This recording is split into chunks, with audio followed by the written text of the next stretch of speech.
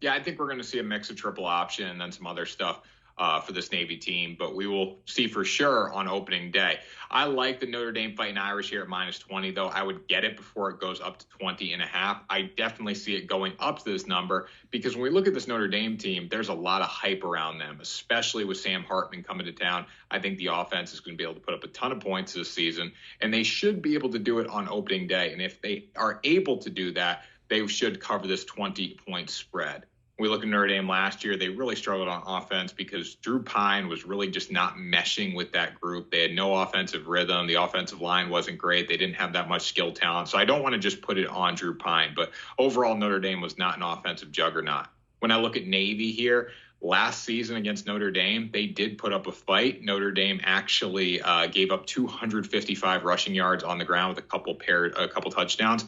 So that's something to be concerned about in this game, because if there's one weakness around the Fighting Irish, it's definitely their front seven. However, I don't think Navy is going to be able to score enough points in this game to stay competitive with Notre Dame as long as the Irish can hold up front. So I'm going to lay the points here, -20. I do think this gets up to 20.5 and potentially 21 because late money is going to come in on Notre Dame. So get it now before you miss out. Yeah, I mean, all this football, preseason football, week 0, it's all coming to us very quickly right now. I'll bet any of it. I don't really care. I absolutely love the under of 52 points in this UTEP versus Jacksonville State game. And I do think the total is going to decline as we get closer to kickoff here, because we have to remember this season, the clock is not going to stop on first down. So people are going to realize that late, and that late money should come in on the under in this spot.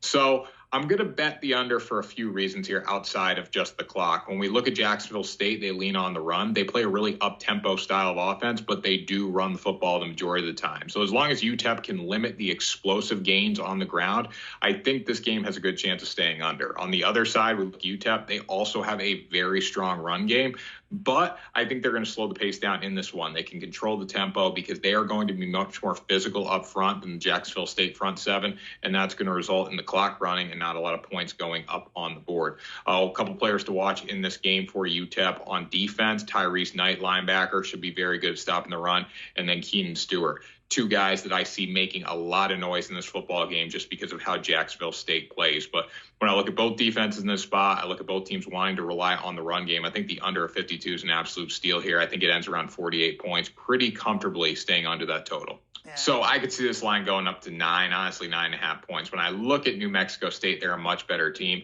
And UMass is in a tough situation in this spot because they're going to have to go on the road to New Mexico State in August. And that's not something that's easy to do because of the heat. And UMass isn't getting that heat in Massachusetts. They also didn't get that last year at all. There was no games that compared to the tempo or the weather they're going to play in on the road in New Mexico here. So the Aggies are a better team, and they have the weather advantage. They have one of the best defense in Conference USA last year. They are replacing 6 of 11 starters on defense, but there's 2 guys to note, Andre Selden and defensive lineman Isaiah Reed, 2 guys that are able to come up and make tackles. Selden's able to make tackles from the secondary, and then Isaiah Reed is very good at stuffing the run. UMass had one of the worst offenses in the country last season. I don't think they'll win 3 games this year, honestly. They only averaged 12.5 points last year. Now, one guy, they do have Tyson Fumichu coming in from Clemson, and then he was at a different school, but he's bounced around a little bit. So he could be the answer for UMass offensively. I just don't think it happens in week 1 here, and I think New Mexico State covers the spread. Yeah, I'm going to be on San Diego State at -3, and I recommend getting it at -3 before it goes 3.5. Obviously, on DraftKings it did. There are still some other places where you can get it for 3. I just think San Diego State is a better team. I think they're going to be one of the best group of 5 teams in the country this season. There's a lot going for them. They have some returning experience. They did pretty well in the portal this year, and they have a good coach in Brady Hoke. Ohio returns a team that went to the MAC championship game last year, but they were inconsistent, especially on the defensive side of the ball. I also don't know what their quarterback situation is going to be with Curtis Rourke. He tore his ACL with 3 games to go last season. Is he going to be on the field in week 1? And if he is on the field, how good is he going to be? How effective is he going to be coming off a knee injury? So I just can't trust them here. And then also, San Diego State's roster is just more complete.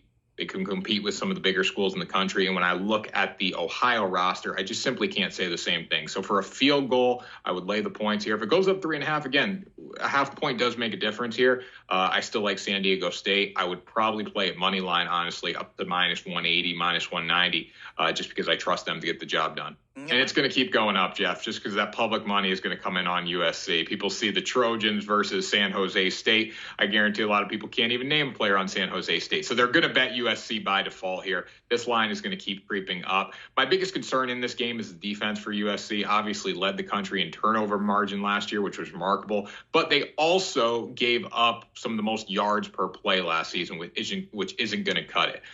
I know Caleb Williams is going to score points in this game. That's what I believe. That's what I'm confident in. I think USC can do enough on defense to cover the spread here.